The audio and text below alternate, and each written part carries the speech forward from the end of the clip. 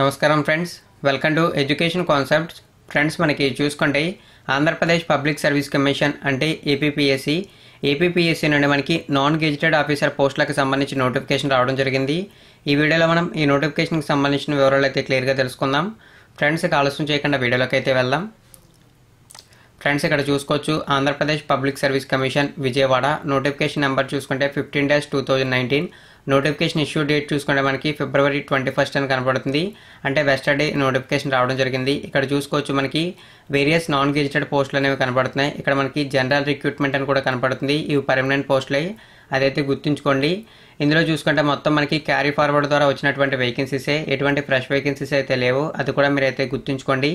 ఈ పోస్టులకి online applications అనేవి మార్చి 28వ తారీఖు నుండి ఏప్రిల్ 17వ తారీఖు వరకు తీసుకోవడం అయితే జరుగుతుందని చెప్పి డేట్స్ అయితే మెన్షన్ చేశారు. అదేవిధంగా ఏప్రిల్ 16వ తారీఖులోపు ఆన్లైన్లో ఫీ పేమెంట్ అయితే ఈ పోస్టులకి చేయాలని చెప్పి క్లియర్గా మెన్షన్ చేశారు. అది కూడా మీరైతే చూసుకోవచ్చు. ఎవరైతే ఈ పోస్టులకు అప్లై చేయాలనుకుంటున్నారో వారు psc.ap.government.in అఫీషియల్ వెబ్సైట్లో అప్లై చేయాలని మెన్షన్ చేశారు. అయితే మీరు ఖచ్చితంగా OTPR అంటే వన్ టైం ప్రొఫైల్ రిజిస్ట్రేషన్ చేసుకుంటేనే ఈ పోస్టులకు అయితే అప్లై చేయగలరని చెప్పి క్లియర్గా మెన్షన్ చేశారు. మీకు అసలు OTPR అంటే ఏంటో తెలియకపోయినా, OTPR రిజిస్ట్రేషన్ అనేది ఇప్పటివరకు మీరు చేసి ఉండకపోయినా మన ఛానల్లో OTPRకి సంబంధించిన వీడియో అయితే ఉంది. దాన్ని అయితే చెక్ చేసుకుని OTPRకి సంబంధించిన డీటెయిల్స్ తెలుసుకుని దాన్ని రిజిస్టర్ చేసుకుని పోస్టులకు అయితే అప్లై చేసుకోగలరు. ఇక మనకి దీనికి సంబంధించిన ఎగ్జామ్ అనేది మనకి జూన్ 2nd వీక్లో జరుగుతుందని చెప్పి మెన్షన్ చేశారు. ఇక ఈ పోస్టులకు సంబంధించి ఏదైతే ఎగ్జామ్ ఉంటుందో ఈ ఎగ్జామ్ని ఆన్లైన్లో కండక్ట్ చేయాలా, ఆఫ్లైన్లో కండక్ట్ చేయాలనేది ఏదైతే ఈ పోస్టులు ఉన్నాయో ఈ పోస్టులకి వచ్చిన అప్లికేషన్ల బట్టి ఆఫ్లైన్లో కండక్ట్ చేయాలా, ఆన్లైన్లో కండక్ట్ చేయాలనేది డిసైడ్ చేస్తారంటే ఇక్కడ మనకి తెలియజేశారు. అప్లికేషన్లు అనేవి 25,000 కంటే ఎక్కువైతే వస్తే ఆన్లైన్లో కండక్ట్ చేస్తామని, 25,000 కంటే తక్కువైతే వస్తే ఆఫ్లైన్లో కండక్ట్ చేస్తామని ఇక్కడ మనకి క్లియర్గా డీటెయిల్స్ మెన్షన్ చేశారు. అవైతే మీరు చూసుకోవచ్చు. మనకి ఎగ్జామ్ అనేది జూన్ 2nd వీక్లో జరుగుతుందని కూడా మెన్షన్ చేశారు. అది కూడా మీరైతే చూడొచ్చు. మొత్తం మనకి ఇందులో 6 కేటగిరీలకు సంబంధించిన పోస్టులు అయితే ఉన్నాయి. ఇవి మొత్తం చూసుకుంటే 22 పోస్టులు. ఇందులో మనకి జోన్ వైజ్గా మెన్షన్ చేశారు. స్టేట్ క్యాడర్లో ఉన్నటువంటి పోస్టులు ఉన్నాయి, డిస్టిక్ క్యాడర్లో ఉన్నటువంటి పోస్టులు ఉన్నాయి. ఈ పోస్టులకు అప్లై చేయడానికి మినిమం 18 సంవత్సరాలు, మ్యాక్సిమం 42 సంవత్సరాలుగా మెన్షన్ చేస్తారు. పోస్ట్కి సెలెక్ట్ అయినట్లయితే మినిమం 35,000 నుండి మ్యాక్సిమం 87,000 వరకు పే స్కేల్ అయితే ఉంటుందని చెప్పి మెన్షన్ చేశారు. ఇందులో చూసుకుంటే మనకి technical assistant geophysics, technical assistant hydrology, technical assistant AP mines and geology sub services, deputy inspector in survey in AP survey land record sub services, technical assistant in AP archaeology or museum sub services, welfare organiser AP Sainik welfare sub services. ఈ విధంగా పోస్టులు అయితే ఉన్నాయి. ఇవైతే మీరు చూసుకోవచ్చు. ఫైనల్గా నేను ఏదైతే welfare organiser AP Sainik welfare sub సర్వీస్కి సంబంధించిన పోస్టులకు సంబంధించి చెప్పాను. ఇది చూసుకుంటే అప్లై చేయడానికి మినిమం 18 సంవత్సరాలు, మ్యాక్సిమం 45 సంవత్సరాలు. పే స్కేల్ కూడా మ్యాక్సిమం అయితే 50,000 వరకు అయితే ఉంటుంది. ఇవి మనకి డిస్టిక్ కేటగిరీకి సంబంధించిన పోస్టులు. ఇదైతే మనకి ఒక పోస్ట్ అయితే ఉంది. దీనికైతే మనకి ఎక్స్ సర్వీస్ మెన్ అభ్యర్థులు మాత్రమే అప్లై అయితే చేసుకోగలరు. ఇంటర్మీడియట్ అయితే ఎడ్యుకేషన్ క్వాలిఫికేషన్గా ఉంటుంది. ఇక మరిన్ని డీటెయిల్స్ చూద్దాం. ఎలిజిబిలిటీస్ చూసుకుంటే ఈ అన్ని పోస్టులకి మేల్ క్యాండిడేట్స్ అప్లై చేయొచ్చు, ఫీమేల్ క్యాండిడేట్స్ అప్లై చేయొచ్చు. వారి హెల్త్ అనేది ప్రాపర్గా ఉండాలని చెప్పి మెన్షన్ చేశారు. ఖచ్చితంగా ఇండియన్ సిటిజన్ అయితే అయ్యి ఉండాలని కూడా మెన్షన్ అయితే చేశారు. ఎడ్యుకేషన్ క్వాలిఫికేషన్ చూసుకుంటే ఇక్కడ మనకి ఎంఎస్సి, ఎంటెక్కు సంబంధించిన ఎడ్యుకేషన్ క్వాలిఫికేషన్స్ ఉన్నాయి. అదేవిధంగా మనకి బీఎస్సీ డిగ్రీలో జియాలజీ చేసిన అభ్యర్థులు అప్లై చేసుకోవచ్చు అని చెప్పి మెన్షన్ చేశారు. ఎంటెక్ చేసిన అభ్యర్థులు కూడా అప్లై అయితే చేసుకోవచ్చు, ఆల్రెడీ చెప్పాను. అదేవిధంగా ఎవరైతే డిప్లొమాలో సివిల్ ఇంజనీరింగ్ చేస్తుంటారో వారు కూడా అప్లై చేసుకోవడానికి పోస్టులు అయితే ఉన్నాయి.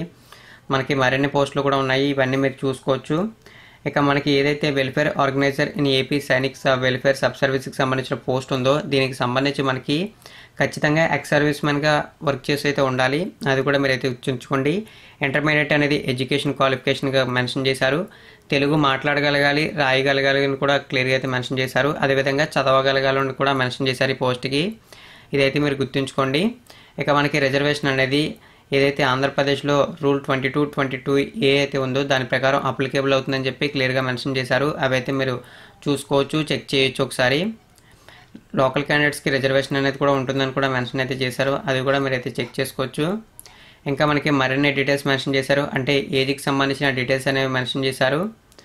మనకి ఇక్కడ చూసుకున్నట్లయితే ఏజ్కి సంబంధించి చూసుకుంటే జనరల్గా పోస్టులకు అప్లై చేయడానికి మినిమం 18 సంవత్సరాలు, మ్యాక్సిమం 42 సంవత్సరాలుగా మెన్షన్ చేశారు.